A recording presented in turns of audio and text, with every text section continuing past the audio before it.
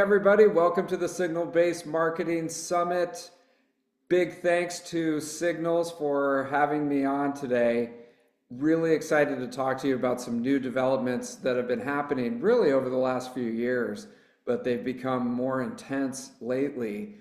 And essentially looking at traditional prospecting and how we used to do it back in the day versus this new era of signal-based prospecting and how it can be used not only in your outbound and cold calling efforts, but also for your internal customers and driving cross sells and upsells. So super excited to talk with you. If we don't know each other, if you don't know me, I'm David Dulany.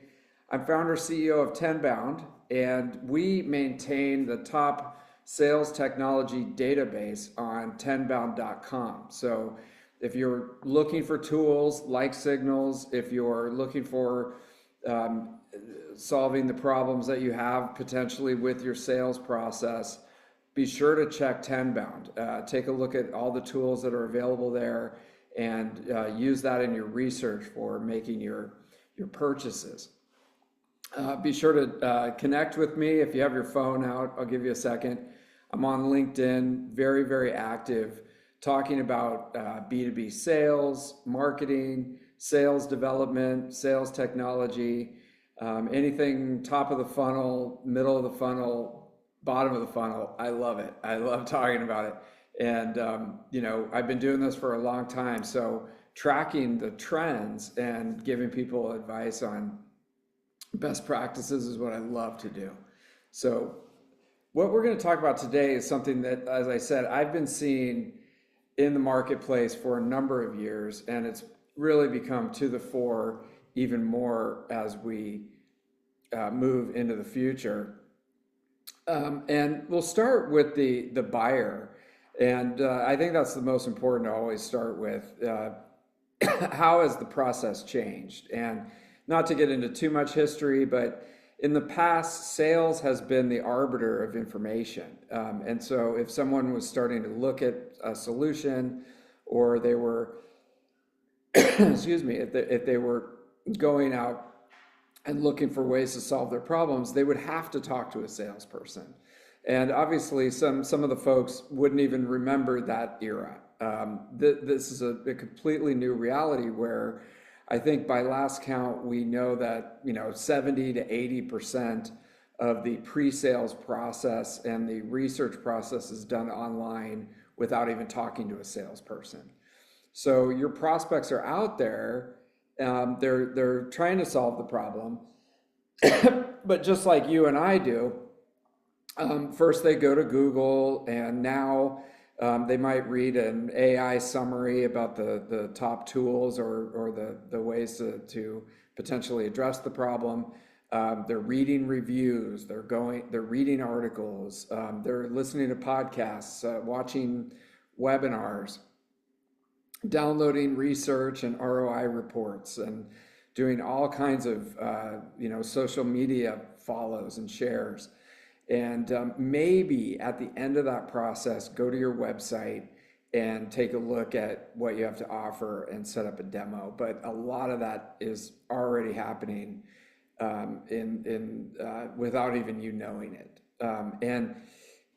We also have something called the FOFU effect, which, if you've ever read The Jolt Effect, which is a great book about the new buyer. FOFU means fear of effing up, basically. And people are more motivated not by, how much, business efficiency can I drive, or how can this make me, look good at the company if I solve this problem. It's more just, how can I make sure that I'm covering myself here and I don't mess up? And so they do a ton of research before they even talk to salespeople.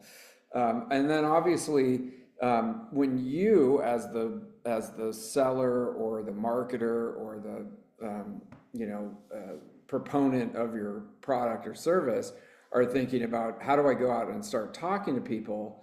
Bring it down to the first principles. So I know that I need to be talking to the right person at the company. They either need to be checking out what I have to offer, or a decision maker, or somewhere in that committee. I know that I need to talk to them at the right time. I know that they have to have some sort of pain point that they're trying to solve. They're curious, to talk to a salesperson, and it's easy I can make that super easy for them. They don't have to think about it. They just have to show up, and we can have that conversation. And that's what we're trying to do every day. But from a prospecting perspective, we used to have to, each one of these steps was a tremendous amount of work. And I always reference, the TAM funnel that we all deal with every day. You need to find out who, from a company perspective, is the right target, who's involved in the evaluation or decision making, who's got the pain point, who's got the issue, who's got the curiosity that we can potentially help with, and then who's willing to actually sit down and talk with us about this. And that, if you think about that, that's what we do all day as SDRs and salespeople, and even marketers, really, is just trying to figure out each of those steps, and optimizing for getting people from complete unawareness to willing to take a meeting, willing to look at what we have to offer, and see if we can potentially help them solve the problem. So that's what takes forever, and what we do every day.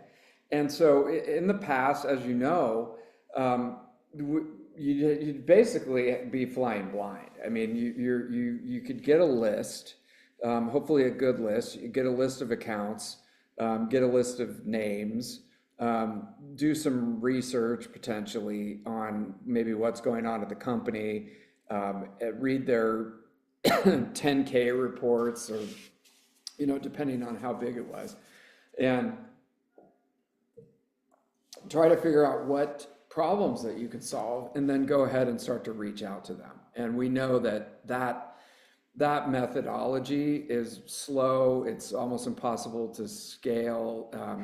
And some people would structure even their sales development team to make just a research team, and then a data scrubbing team, and then people to actually make the calls.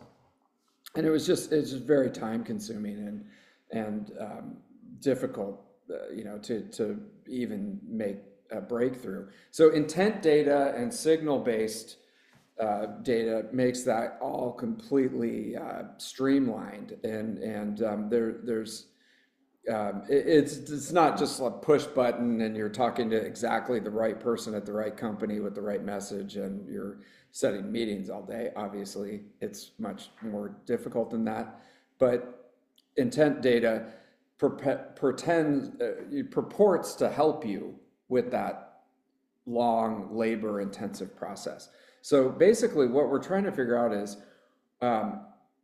based on the web browsing history and the data that's being produced by the footprint of the prospect, how can you know when they're potentially ready to buy, or even when they're potentially ready to churn? And so top of the funnel, middle of the funnel, and bottom. And it gives you that intelligence that you need based on their online behavior, signaling their intentions. Thus, the name Signals, the company that's hosting this meeting today. Why that's super important is, again, instead of all that research, and you're essentially shooting in the dark, trying to understand who this person is, what company they're with, and what they're doing that might indicate some interest in your product. It's being served up right there with a number of new tools that are being created. And so if you think about it, there's different types of data that are being created out there. One is the first party. So that's what's going on your website. Are they actually coming to your website? And this is the traditional way of, we used to have to try to get them to the website, have them fill out an email, get their email, and then you could put them into a campaign. But now it's much more transparent and engaging to be able to see it, and that's one of the things that Signals provides. For example, if you go to the Tenbound website right now, I can see all the information, who's coming to the website, what company they're with, where they are in the world, and what they're specifically looking at. And it doesn't tell me exactly who it is, but it does give you the account information, a lot of rich detail. And then you have third party, and that's an example is Tenbound. Where if someone comes to your Tenbound page, they're doing research on you as a company. They're leaving a review. They're looking at information, and then that's something that you can see. Okay, that company came to my website. This is what they're starting to look for.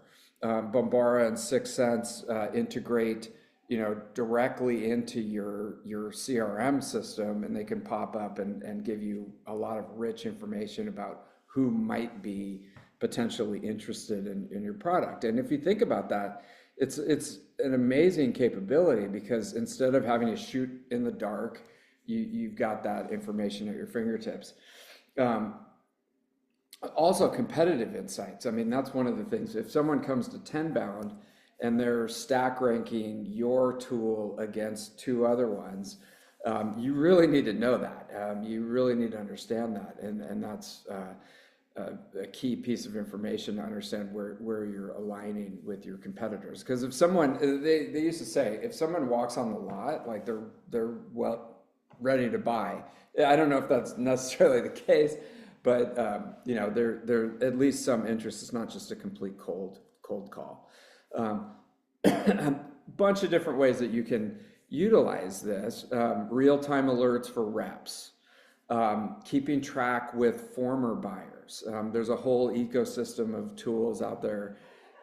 One is called User Gems, that helps you to keep in track with your champions that go from company to company and start to engage potentially with different solutions. Hey, you already know them. You sold to them in the past, so keep in touch. Definitely something that I use Signals for is if I know that there's a ICP, ideal company, ideal person on my website at that point, and they're looking at pricing information. I mean, that is a great one. So I might even have engaged them in the past. I know actually who it is, and I can go ahead and email them and reach out. So just saving a ton of time. Even customer success teams can use it, again, to understand when their customers are going and checking out other competitors, or they're downloading research and information on the website that may indicate the health of the account and whether or not they might churn. So it gives you that ability to identify sales-ready leads faster, really personalize the responses that you make, prioritize, engage, and then, the big buzzword a few years ago was account-based marketing and the Signals. And one of the great things about utilizing intent data is for specific account-based campaigns that you're doing. So in other words, starting at that top level of here's a list of 100 companies that we want to go after. If any of those specific companies either come to us as a first person or a third party, we want to know that. We want to be able to deliver that information back to the SDRs and the salespeople, and make sure that if it's in that range, we are ready for that, and we're ready to reach out to the people that work at those companies and get them into a meeting. Another really interesting use case is combining this information that you're gathering from their web visits with product usage. And so you could, for example, have it set up where if someone's utilizing a certain type of product within your suite, They're doing more and more with that one product, and then you also notice that they're going on to a review site, or they're going onto your website and looking for specific solutions that maybe are missing from the product usage case. That now you have that key piece of information that you can reach out to them and go, hey, by the way, can we set up a quick meeting? I wanted to show you the different ways that you could use this and potentially expand or better utilize the tool, to make sure that you're getting the most value from it. So having that information is absolutely, I would say it's almost essential in these days, and definitely if you're on this call, this is either something that you are utilizing or are thinking about. And by the way, available. Hit me up on LinkedIn or through the Tenbound website. We talk to people all day that are trying to implement sales and marketing tools, and they're looking for the best use case and information of especially with utilization of the tools and how to implement them. So happy to help. Just give me a call. Let me know if you're looking at one of these. So challenges.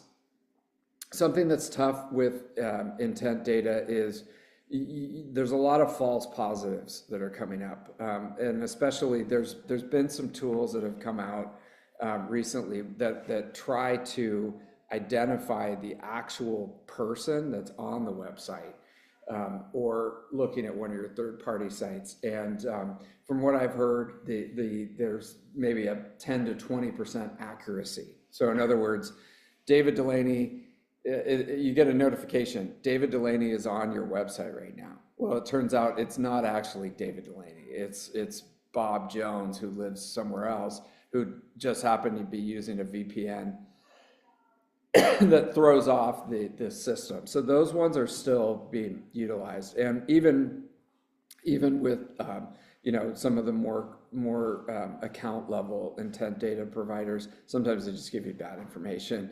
So that can be tough. That'll continue to improve as they develop these technologies.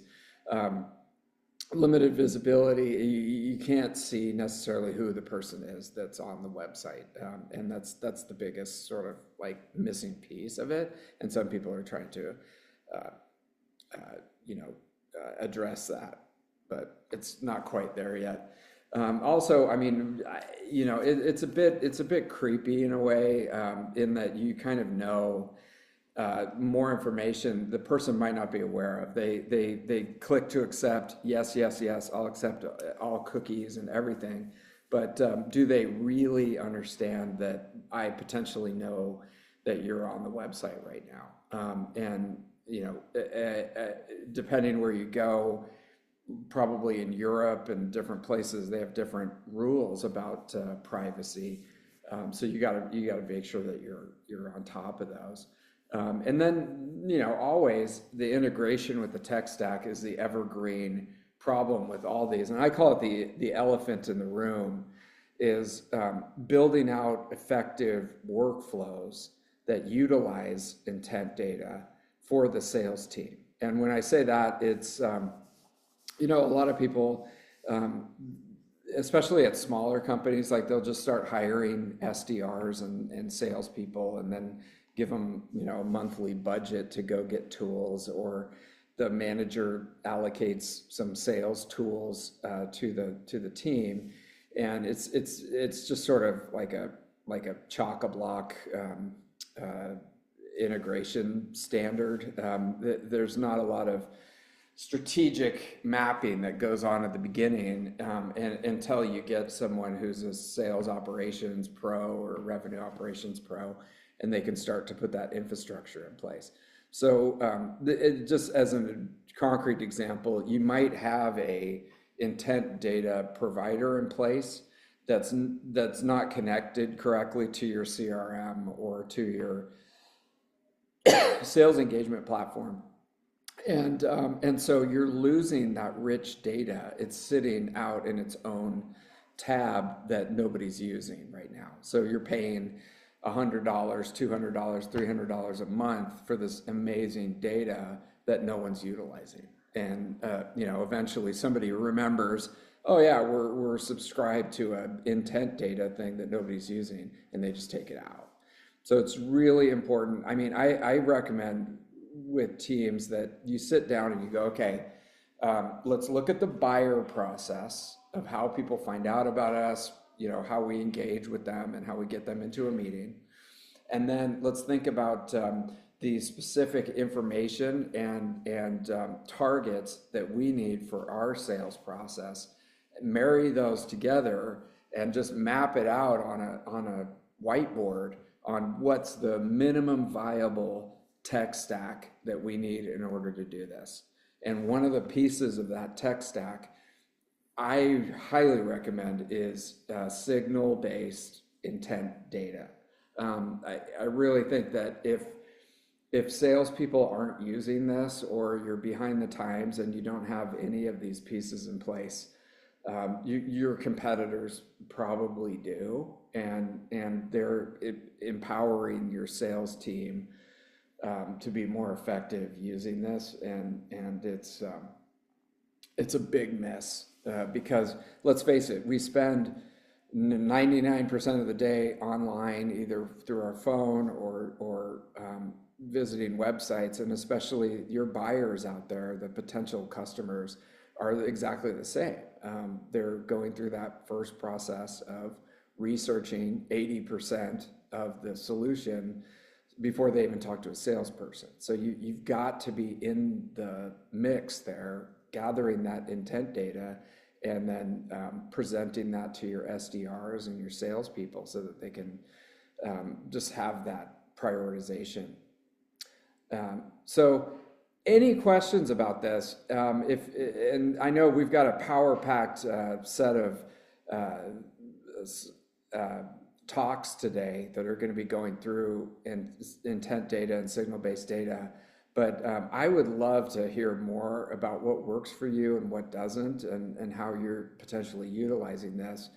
And I love the sales technology industry in the amazing breakthroughs that keep coming out and helping salespeople. And this is just one of them. So thank you very much, and I hope this is helpful.